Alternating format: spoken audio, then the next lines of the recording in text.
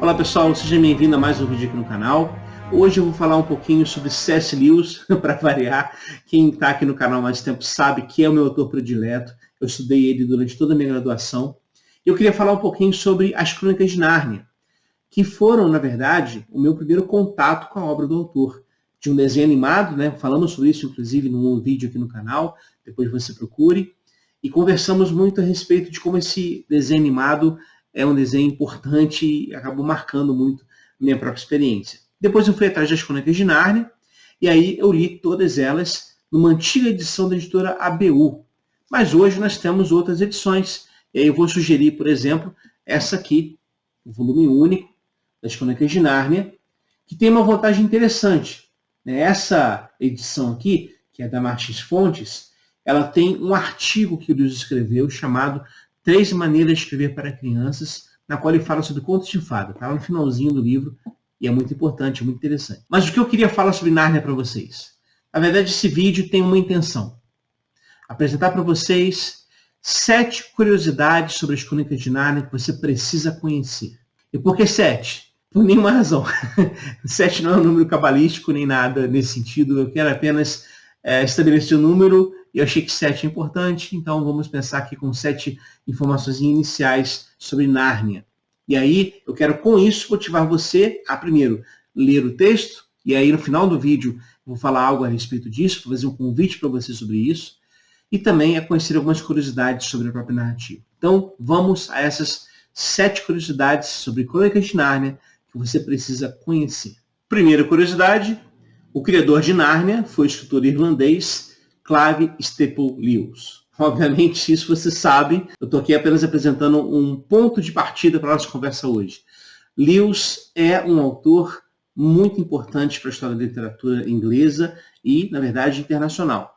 Ele escreveu sobre vários assuntos, você pode encontrar textos dele sobre contos de fada, ficção científica, teodiceias, textos filosóficos, teológicos, textos apologéticos, poemas, críticas literárias.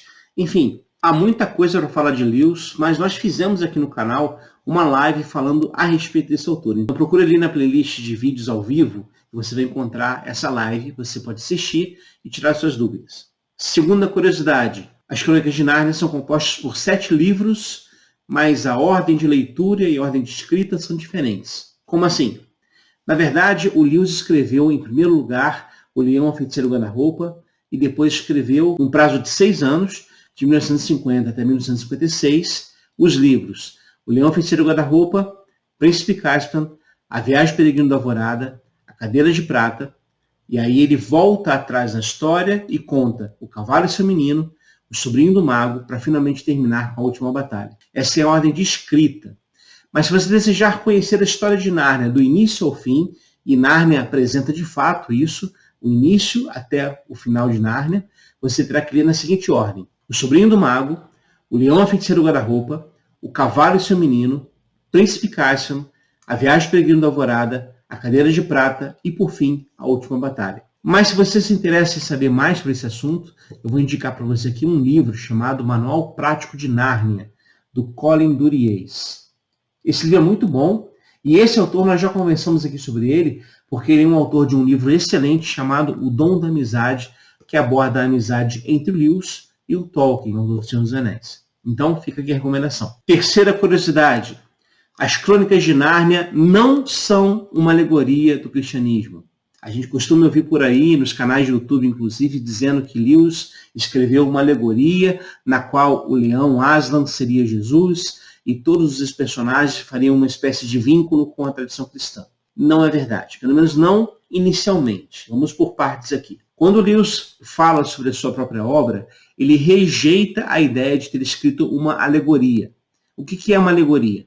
Alegoria é quando você transmite significados diferenciados para certos personagens ou certos atores da narrativa. Então, esses personagens acabam não sendo o que são. Eles são, na verdade, aquelas informações extras. Para você ter uma ideia melhor do que é uma alegoria, A gente pode citar aqui o que foi feito com a narrativa da Arca de Noé, do dilúvio, lá em Gênesis. Segundo os pais da igreja dos primeiros séculos, aquela narrativa seria, na verdade, uma alegoria para a igreja. A arca seria a igreja, o dilúvio lá fora seria o final do mundo, ou seja, a salvação é apenas dentro da igreja, dentro da arca. Essa leitura é alegórica e ela tem muitos problemas.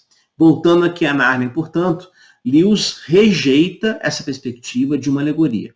Sobre o assunto, ele diz o seguinte: algumas pessoas acham que eu comecei me indagando como poderia transmitir algo sobre o cristianismo para as crianças. Depois, fixei no conto de fadas como um instrumento.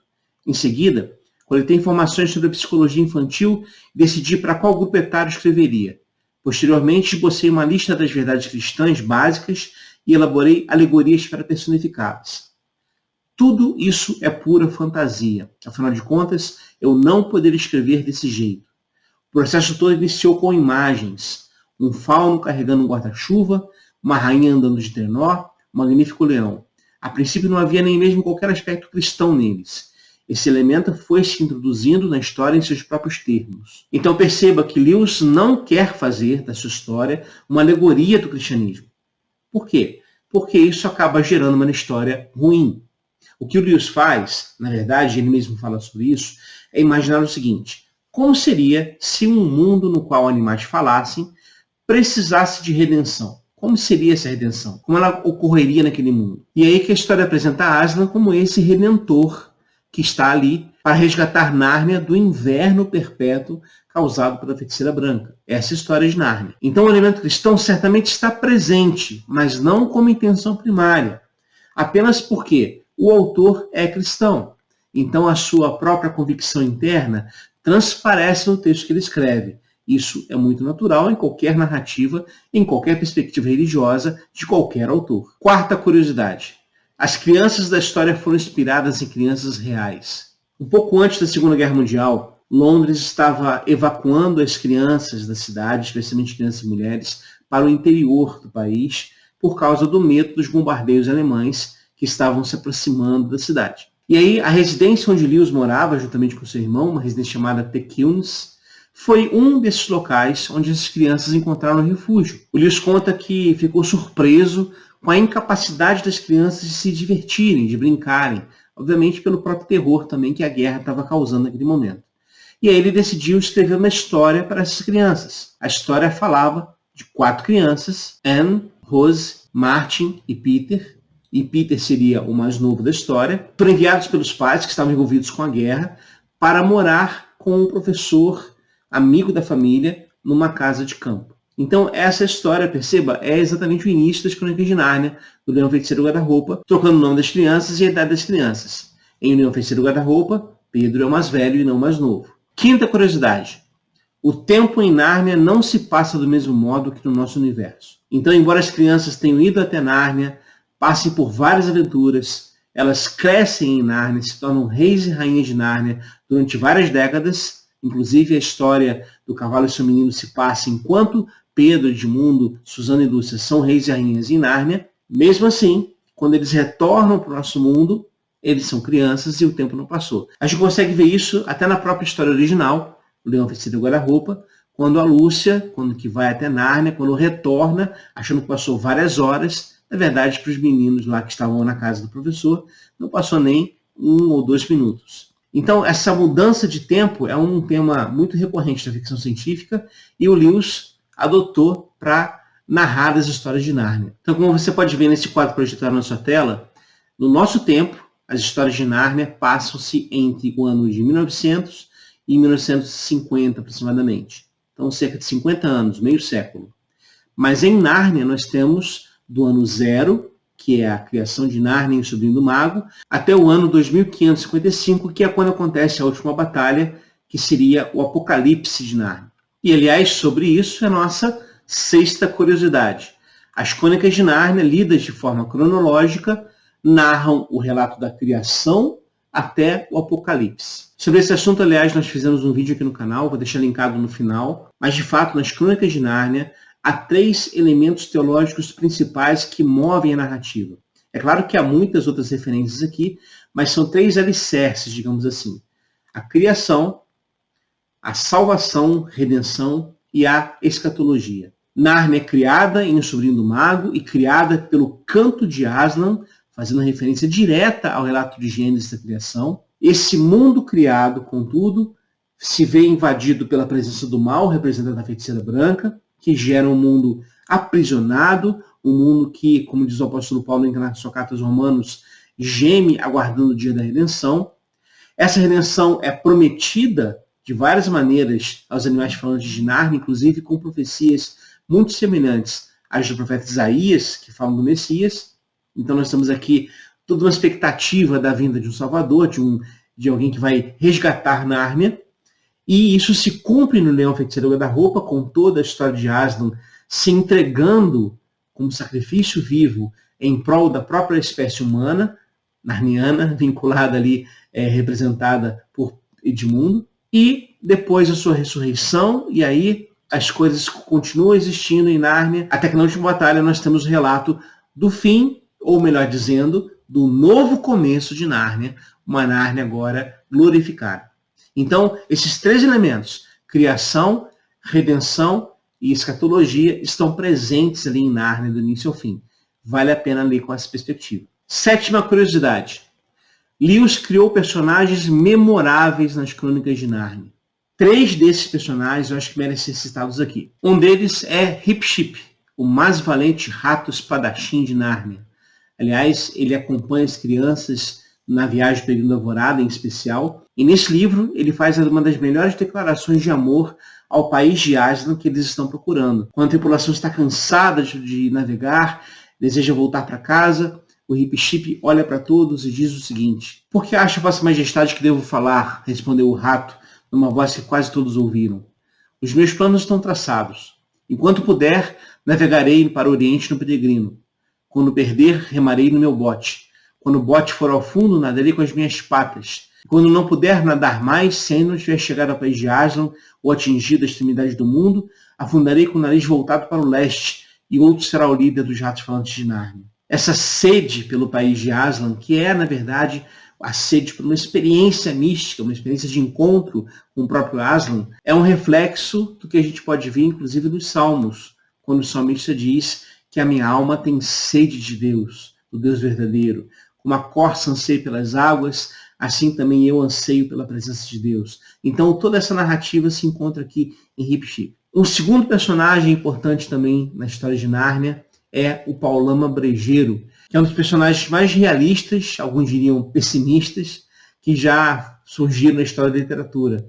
É um personagem sensacional, com um bom senso, um senso de realidade, de vínculo com o que é concreto, que inclusive salva as crianças de um feitiço que a feiticeira verde, uma outra feiticeira, estava lançando contra eles no livro A Cadeira de Prata. No momento desse livro, as crianças estão passeando por um subterrâneo em Nárnia, e lá encontram a feiticeira verde, que começa a dizer para eles o seguinte: Nárnia não existe, vocês estão alucinando, Aslan não existe. Ela diz assim: "Acho que o leão de vocês vale tanto quanto o sol. Viram lâmpadas e acabaram imaginando uma lâmpada maior e melhor, a que deram o nome de sol. Viram gatos e agora querem um gato maior e melhor chamado leão. É puro faz de conta. Mas, francamente, já estão meio crescidos demais para isso. Já repararam que esse faz de conta é copiado do mundo real, do meu mundo, que é o único mundo? Já estão grandes demais para isso, jovens."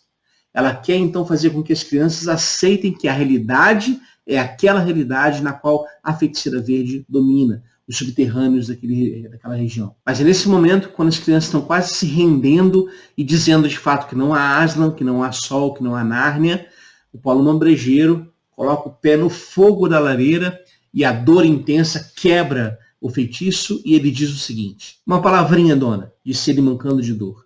"Uma palavrinha. Tudo que disse é verdade. Vamos supor que nós sonhamos ou inventamos aquilo tudo.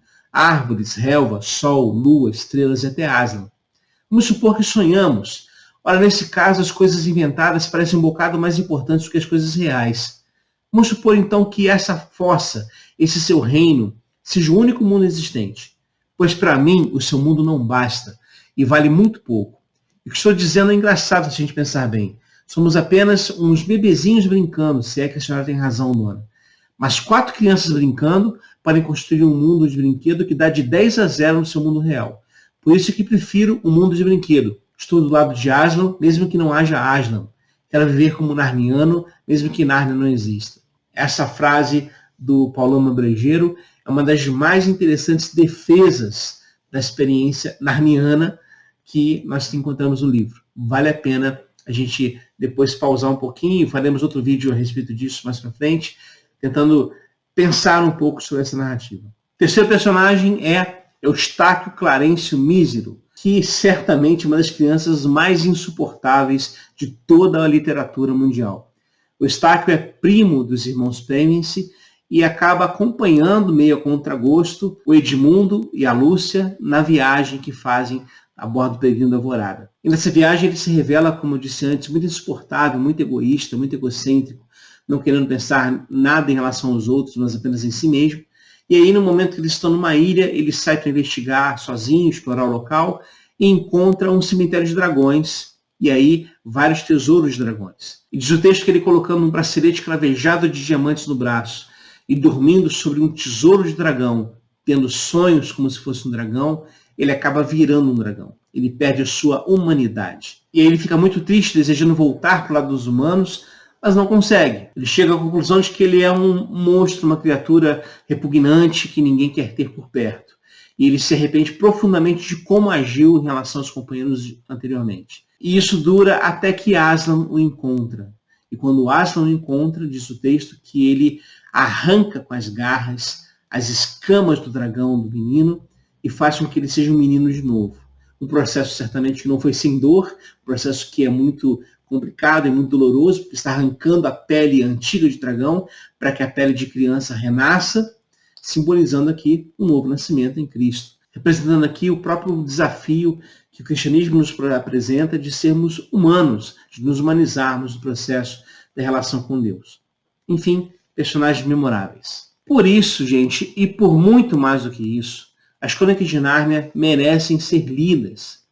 Nós falamos aqui alguns vídeos atrás sobre dicas de leitura. Então, fica aqui a sugestão. Se você está procurando uma literatura muito agradável e muito boa para começar a sua rotina de leitura, eu indico as Crônicas de Nárnia. Seja no volume único, seja naquele volume separado em 7 edições, talvez seja mais fácil de carregar por aí. Enfim, não importa. Mas o importante é que você mergulhe nesse universo narniano, porque certamente você vai ser muito bem recompensado. Eu estou aqui fazendo, inclusive, uma proposta com vocês. Leiam os textos, vamos seguir aqui juntos essa narrativa. Eu vou dar aqui um período de 30 dias para leitura, e daqui a 30 dias nós faremos aqui uma live especial falando sobre cada um dos livros da série. Então, iniciaremos com O Sobrinho do Mago. Então, eis aqui a minha proposta para vocês. Leiam O Sobrinho do Mago. Hoje é dia 22 de janeiro de 2023. No dia 26 de fevereiro, que é um domingo à noite, um pouco mais tarde do que o normal, nós faremos aqui uma live por volta de 9h30 da noite, falando sobre O Sobrinho do Mago. Estamos combinados? Então, desde já, aguardo você. Marca na sua agenda, procura o livro, leia o livro, a gente vai conversar juntos sobre isso, porque é muito bom trocar ideias sobre leitura. Bom, é isso, pessoal. Se você gostou do vídeo, curta, compartilhe o conteúdo, ajude o canal a crescer. E qualquer dúvida, comentário, fique à vontade para escrever aqui o seu texto, a sua dúvida, a sua pergunta, enfim, a sua sugestão. Fique muito à vontade, o canal também é seu. Um abraço e até a próxima.